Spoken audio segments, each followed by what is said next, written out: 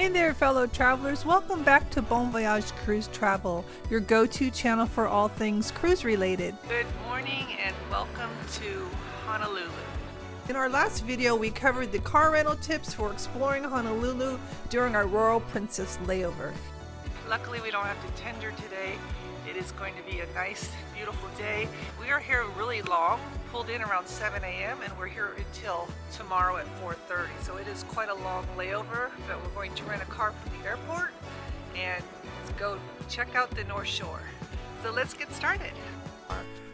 Remember, if you're looking for car rental tips, check out the previous video. But it's very large and empty. That's where you come and you just walk right through and go to the outside. The Honolulu airport, we just got dropped off by an Uber. That was about $19 to get to the airport, but we plan to make a day of this with the car, so it's worth it. So this is the rental car company across the street from the terminal. We got our rental car agreement. The whole process took probably about 10 minutes. Which Mustang convertible do we want? I think we're going to go with the white one. I kind of like this one here. Let's see how it goes. So our first stop is the swap meet at the Honolulu Stadium. It only happens on Sundays. It's a massive flea market offering a wide range of items to buy. We spent just a short time here, but if you're interested in shopping, this is a great place to check out. You can take a bus from the port and it can drop you off at Pearl Harbor, and at the Aloha Stadium is a place where there's all kinds of vendors. It's almost like a gigantic flea market, but there's all type of Hawaiian merchandise for sale, and it's all it's very local here. There's tons of people. It costs $2 to get in per person, and the parking is free. So it's worth checking out. We're going to make a quick stop here and see what's going on. Actually, our mission is to hit the North Shore, but we're just doing this as a side idea because someone had mentioned it to me, and I thought it sounded kind of interesting. So let's go. They got vegetables and all kinds of things for sale all over. It goes on forever.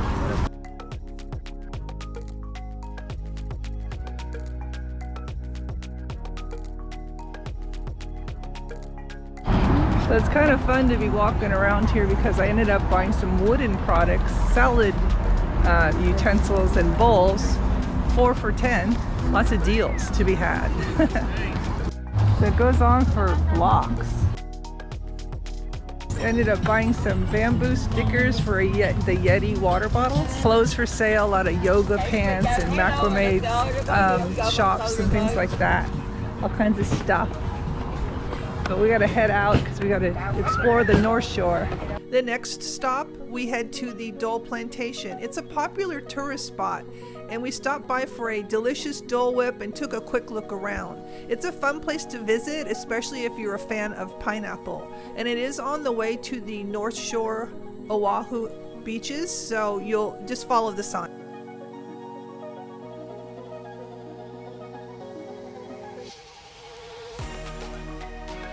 Dole Pineapple store, all kinds of stuff here.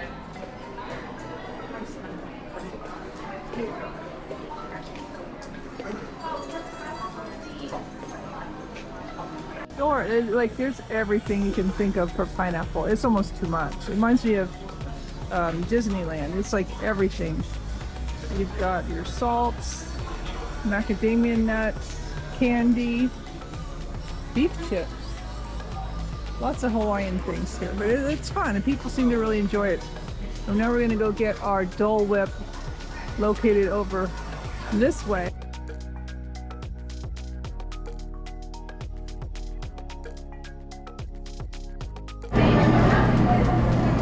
All that pineapple. It's delicious, and it's a pretty generous amount. I mean, you get this much for $8.75, so not too bad.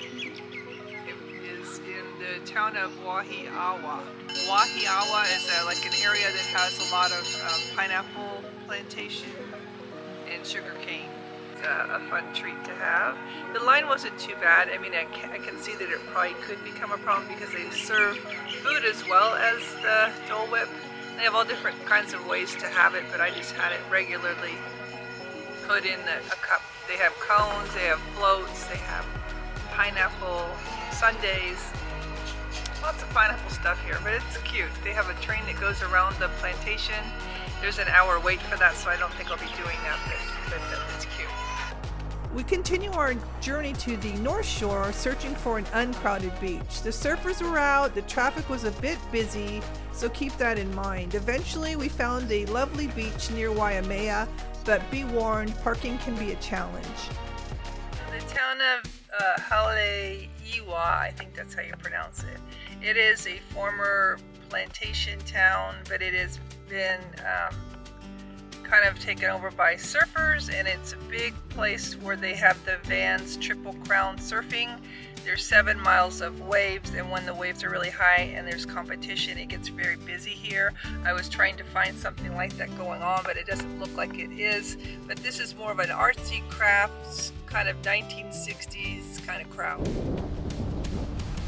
The valley of the Waimea Canyon Sacred Valley area, and there's some waterfalls that are further down. Just thought I'd show you kind of what this looks like over here. It's very pretty. A lot of beautiful plants and foliage. It's right up. I saw a peacock walking around, so that's how it looks. So we're on our way to the bonsai pipeline place in the Waimea beach area. So we're still exploring to see what we can see. So far we haven't really found a place to settle, but we're still looking. This is around the bonsai pipeline area. You can see the waves way over there. People just kind of enjoying the area. But they're really different, the waves that just come up. All the surfers are located down there, but this was the only place I could find to pull in. It's pretty busy here on a Sunday. So the waves are really big, and they do have a sign to not swim in this, but I guess for people that are seasoned.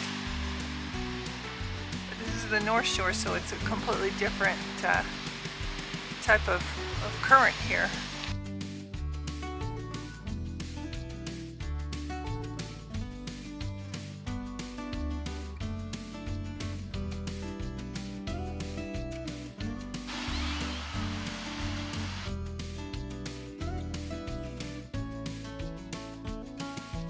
Decided to check out Turtle Bay Resort because it's right nearby the Waimea beaches that we were just visiting. This is about 3 miles away, so it's very exclusive. Where we enjoyed some coffee and watched the sunset with surfers in the background. The resort has plenty of parking, and it's a beautiful spot to relax. There's even a hiking trail.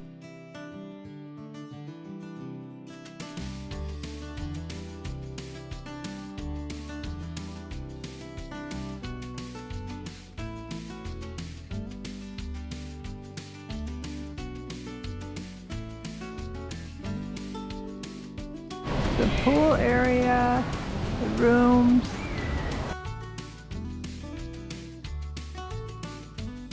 Watching the sunset, and we're watching some surfers at the same time.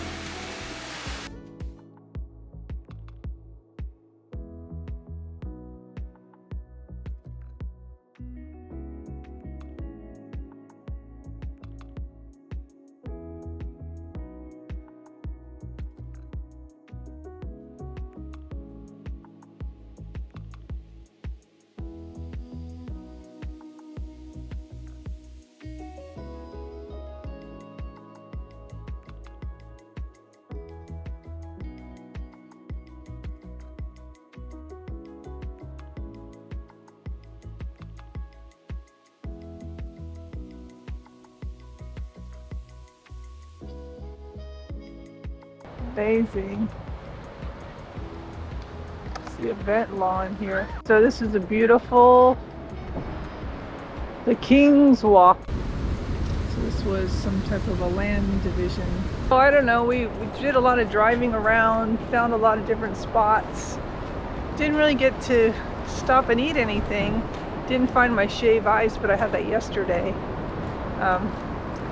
It was fun. I think this was worth renting a car for, just to drive around and see kind of what's around on the other side of the island. It's very, very different than Waikiki. So for that, I really appreciated that time. But here is some of the beach area on the other part. It's more of a cove. 5:45 in the morning to return our rental car. It's a little bit early, pitch dark. We parked our car on the street and we're just worried about that, so we're gonna go try to find it. It's by the University of Hawaii, so we parked in meter area that doesn't really work from 6 at night till 7 a.m. So we parked there in hopes that it's free parking, and we're just gonna see what happens. You notice all the meters on the street, they don't have anything. You don't have to pay from 6 at night till 7 in the morning. Just a tip, look for the meters, read your signs carefully. And this is considered the area of Restaurant Row. Decided to go watch the sunrise at Diamond Head. The views were breathtaking, and it was the perfect way to start our day before returning the car. We're in line for a tunnel. It looks like it's a one-way. We're trying to reach the top of Diamond Head. It's 6:30 in the morning. Since we picked up our rental car, we're just going to go do something different. I've never been over to Diamond Head. Since I have the car, I thought, why not? But this is a one-way road tunnel, and so far it's been an easy drive from the port. Again, what that was is it's a big park area, and you can park and you pay to get in. I don't know what it costs, but it's basically reservations only, and I think it's overnight camping and a lot of hiking. It's open at 6 a.m. There's a lot of people walking, but I've turned here to go back through the tunnel. It's a one-way. So beautiful.